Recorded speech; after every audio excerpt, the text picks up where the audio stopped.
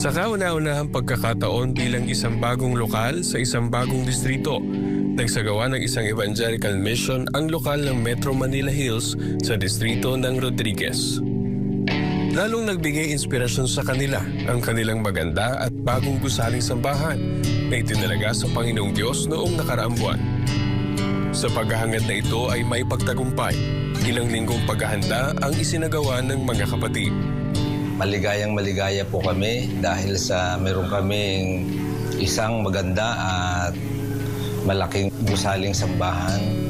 Pinagkaloob po sa amin ng Panginoong Diyos sa pamamagitan ng pamamahala.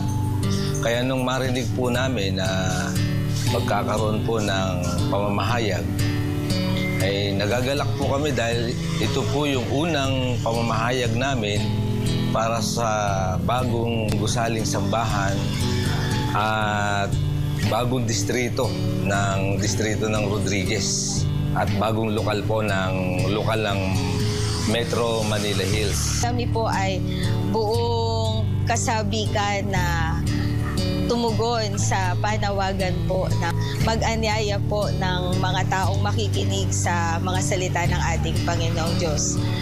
At masaya po ang aming kalooban na maging bahagi po ng history ng Metro Manila Hills.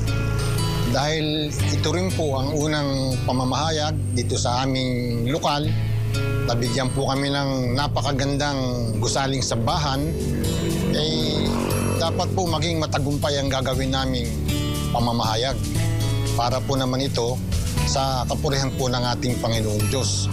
Nagresulta ng malaking bilang ng mga panauhin ang naging pagpapagal nila. Pinakinabangan ng kanilang mga inanyayahan ang pagtuturo ng pagkasalita ng Diyos na pinangasiwaan ni kapatid na Albert Catus, ministro ng Ebanghelyo. Itinuro mula sa Biblia na ang kalooban ng Panginoong Diyos ang dapat masunod ng tao kung nais silang mapabuti at maligtas pagdating ng araw ng pag-uukom. Itinuturing ng kanilang mga panauhin na magandang karanasan ng kanilang naging pagdalo. Ipinahayag din nila ang kanilang paghanga sa kagandahan ng gusaling sambahan. Na-amaze po ako sa structures, tsaka ang ganda rin po kasi ng color. Especially yung feeling and parang ang comfortable niya po. Ang cozy niya po and parang mas madali ka pong makakarinig ng Bible or ng Word of God, talagang makakapag-focus ka. When it comes po sa pagsunod kay Lord, hindi ikaw yung masusunod, kundi yung nasa Bible or si Lord po yung susundin natin. So, yun po, talagang siya yung priority natin sa buhay natin. Kalmado pero malinaw po yung delivery ng words. Makikita mo naman po sa kanila kung paano nila i-deliver yung word ng maayos at saka yung talagang intention nila sa sinishare nila sa tao. Kapag lagi tayong napapaalalahanan kung ano yung mas dapat natin gawin. And kapag may doubt tayo and naubusan tayo ng hope, it's better to read Bible talaga.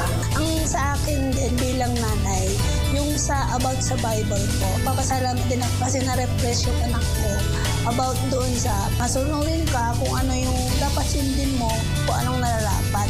Pero kasi yung mga kabataan kasi ngayon na naliligaw na kasi minsan hindi sumusunod. So papasalamat ako na na-refresh sa kanya.